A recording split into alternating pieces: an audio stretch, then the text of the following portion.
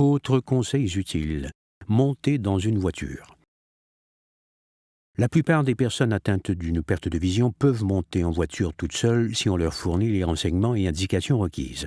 D'abord, dites à la personne dans quelle direction se trouve l'avant du véhicule. Exemple, l'avant du véhicule se trouve à votre droite. Ensuite, placez la main de votre bras lui servant de guide sur la poignée de la porte pour que la personne puisse suivre votre bras et atteindre la poignée. Puis guidez son autre main jusqu'à ce qu'elle touche le toit au-dessus du coin supérieur de la porte. C'est important pour éviter qu'elle se cogne le front en entrant.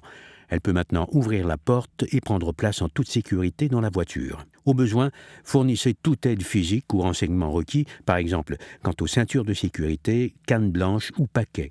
Une fois que la personne est assise dans la voiture, il est important de préciser qui fermera la porte.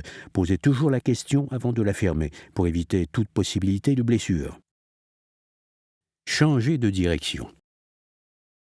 C'est un procédé simple qui permet de se retourner à 180 degrés, tourner les talons, dans un espace restreint comme un ascenseur ou un lieu bondé. Indiquez d'abord verbalement à la personne guidée que vous devrez toutes les deux vous retourner, faire face dans la direction opposée. Tout en restant en contact, retournez-vous l'un vers l'autre et continuez de tourner jusqu'à ce que vous fassiez face dans la direction opposée à celle de départ.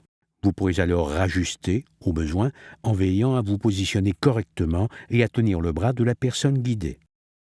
Allez chacun de son côté. Quand vient le moment de se quitter, assurez-vous d'informer l'autre personne que vous allez la quitter. Une façon simple de conclure est de dire par exemple « Bonne journée Andrea, je vous quitte maintenant ». Cela suffit habituellement.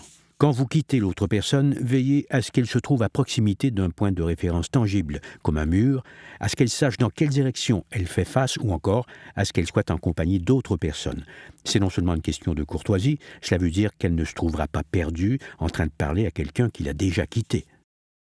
Si vous désirez obtenir plus de conseils pratiques sur la façon de vivre avec une perte de vision, nous vous invitons à visiter inca.ca ou à contacter INCA en composant le 1-800-563-2642. INCA. Voir au-delà de la perte de vision. Cette vidéo a été rendue possible grâce à une subvention à des fins éducatives de Novartis Pharma Canada Incorporé.